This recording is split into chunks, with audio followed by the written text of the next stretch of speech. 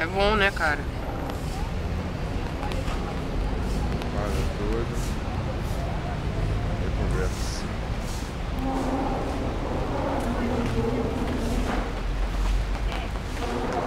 Deveria ser.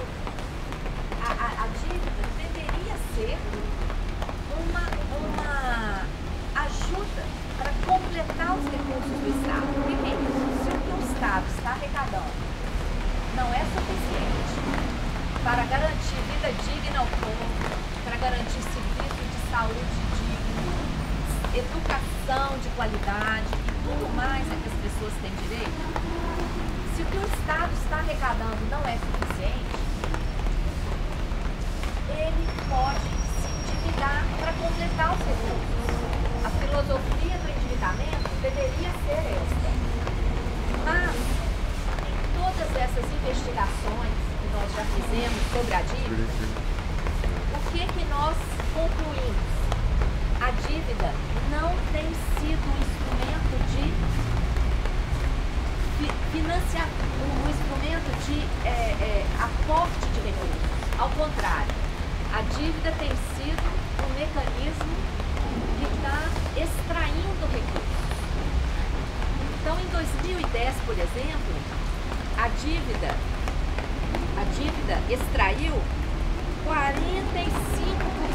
dos recursos do orçamento da União para pagar juros e amortizações, sacrificando a área da saúde, que só recebeu 3,91%, educação, que recebeu 2,89%, né?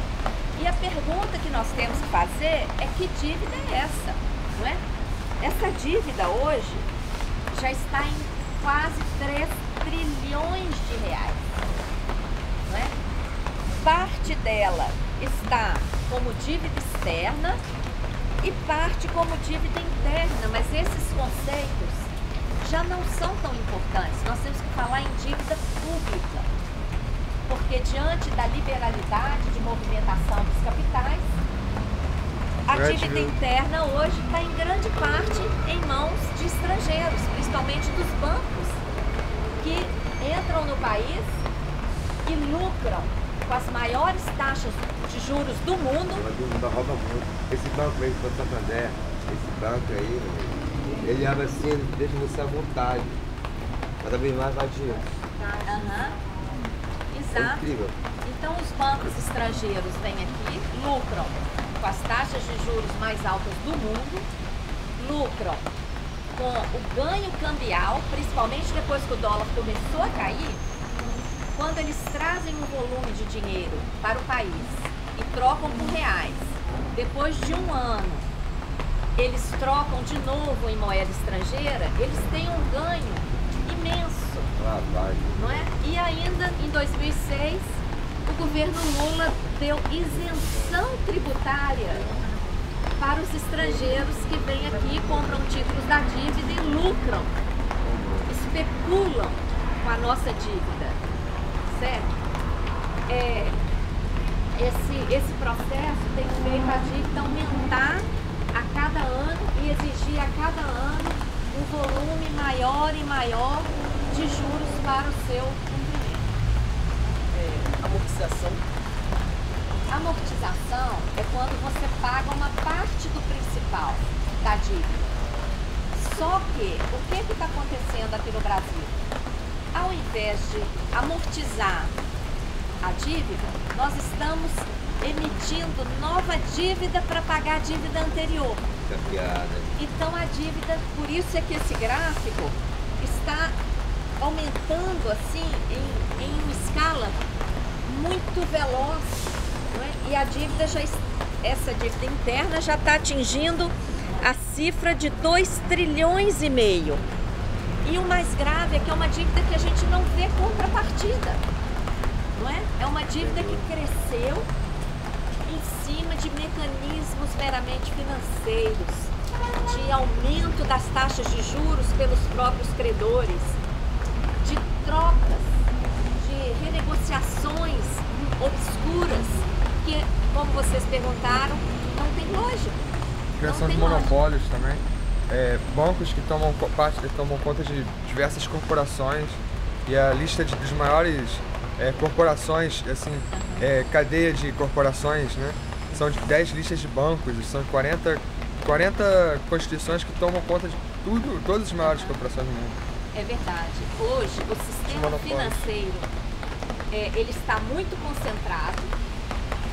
São poucos grandes bancos que acabam se desmembrando, né, em outras instituições e tem liberdade no mundo inteiro. Enquanto as pessoas não podem se locomover, o capital vai para onde quer e sai de onde quer. Que aumenta muito mais a irregularidade de conseguir fiscalizar, né?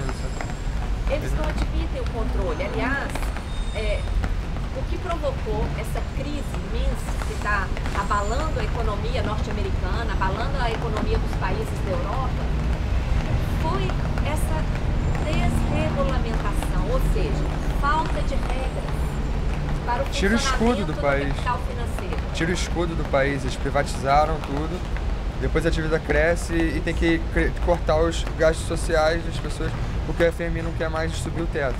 Né?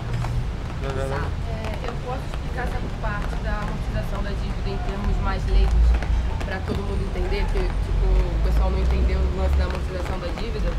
Funciona mais ou menos da seguinte forma: imagina que você fez uma dívida enorme no seu cartão de crédito, comprou várias coisas que tem no seu cartão de crédito e botou aquilo para pagar parcelado e aquilo está dando juros. E para eu me livrar daquela dívida que já está sendo feita, já está enorme por causa dos juros, eu não posso pagar ela toda, mas o juros só está crescendo. Eu nunca vou poder pagar ela toda, vou ficar a minha vida inteira pagando aquela dívida. Para pagar aquela dívida, o que o Brasil está fazendo seria mais ou menos o seguinte: para pagar a dívida do meu cartão de crédito, eu peço um empréstimo no banco para pagar a dívida. E isso cria novos juros, porque eu não tô resolvendo nada, eu vou continuar pagando aquilo para sempre, porque eu paguei o cartão de crédito, me livrei da dívida do cartão de crédito, mas agora eu tenho uma dívida com o banco, eu fiz um empréstimo, aí vai ter juros do mesmo jeito. Não faz sentido, sabe? É tipo uma medida sem sentido, sem fundamento, não vai resolver nada, sabe? Nada mesmo. As renovações desses contratos, Transfere a dívida. não é, Maria Lúcia? São geralmente com juros progressivamente maiores. Exatamente, vai Então a progredindo. dívida tende a aumentar e por isso ela já está nesse montante tão grande, quase 3 trilhões. O ideal seria que houvesse uma mobilização para pagar a dívida completa de uma vez só e se livrar dela, não? Mas uma dívida que mas não deve ser. Como está aqui, não deve ser. A gente, antes, o que nós queremos é uma auditoria para conhecer essa dívida. Verdadeira A história dela. Né? Por quê? Da mesma